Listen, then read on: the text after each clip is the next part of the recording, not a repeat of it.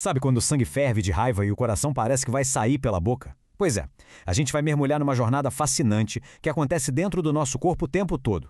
Como uma emoção, uma coisa que a gente sente, vira uma resposta física tão real, tão palpável. Mas como, exatamente? Como um sentimento consegue fazer o coração acelerar, a mão suar? Como um simples pensamento pode deixar o corpo inteiro em estado de alerta?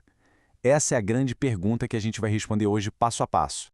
Pensa nisso como se fosse um efeito dominó gigantesco. A primeira peça cai lá no cérebro e isso desencadeia uma cascata de eventos que viaja por uma rede super complexa até chegar na ponta. As células, que são quem de fato executam a ação. Vamos seguir essa trilha juntos.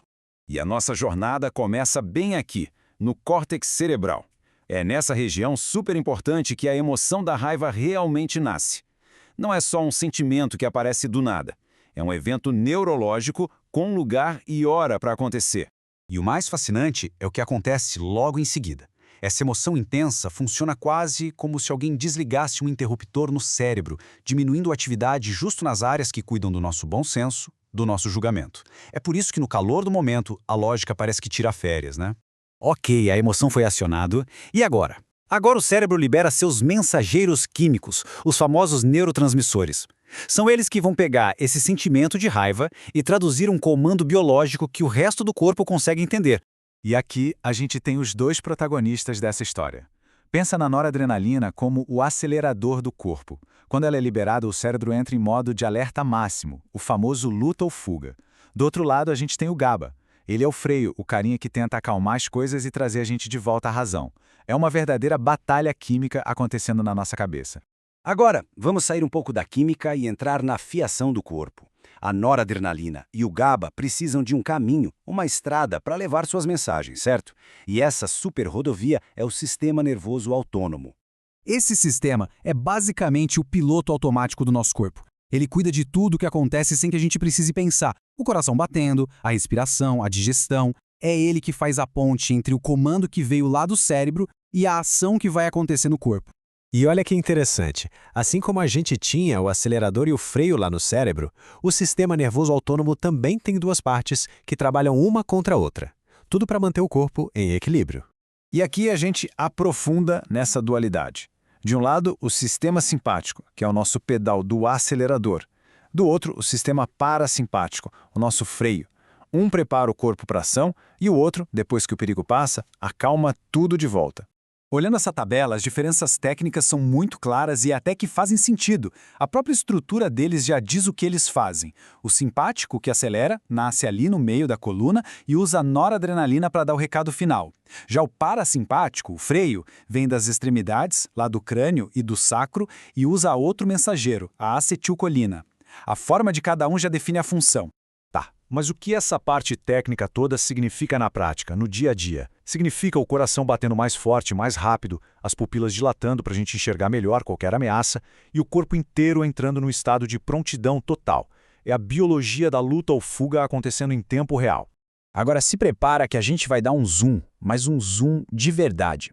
Vamos descer até o nível de uma única célula nervosa para entender como é que o sinal elétrico viaja. É pura física e química numa escala minúscula. A gente vai ver a faísca da vida. O primeiro personagem dessa microhistória é o sódio. Ele fica ali do lado de fora da célula nervosa só esperando. Quando chega a hora, uns portões se abrem e o sódio entra com tudo na célula, como uma multidão invadindo um show. É essa entrada que cria a faísca, o sinal elétrico. E para toda ação, tem que ter uma reação, né? Aí entra o nosso segundo personagem, o potássio. Ele fica dentro da célula.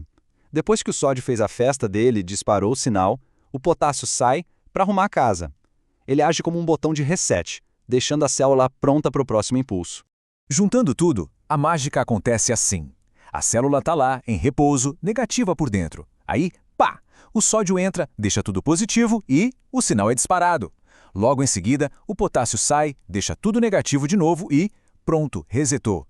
Esse ciclo super rápido é a base de toda a comunicação no nosso corpo. Ufa, a gente foi da emoção lá no cérebro até a faísca numa única célula. Mas e aí? Por que tudo isso é tão importante? Agora é hora de conectar os pontos e entender como a matéria, a biologia, molda a nossa mente. Essa citação resume tudo de forma perfeita. Nossos sentimentos, medos, alegrias e até os transtornos mentais, como a ansiedade, nada disso existe num vácuo. Tudo isso está ancorado na atividade dos nossos neurônios, na arquitetura do nosso sistema nervoso. No fundo, psicologia também é biologia. E esse é o ponto-chave. Compreender se o problema de alguém é um excesso de acelerador, a noradrenalina, ou uma falta de freio, o GABA, é a base da psicofarmacologia. É o que permite criar tratamentos e medicamentos eficazes. Conhecer a máquina nos permite consertá-la. E para a gente terminar, fica uma reflexão. Nós vimos como reações super complexas acontecem sozinhas, sem a gente nem pensar. Isso leva a uma pergunta bem intrigante sobre quem nós somos e a relação que temos com essa máquina biológica. Afinal, se existe um piloto automático, quem é que está de fato no comando do avião?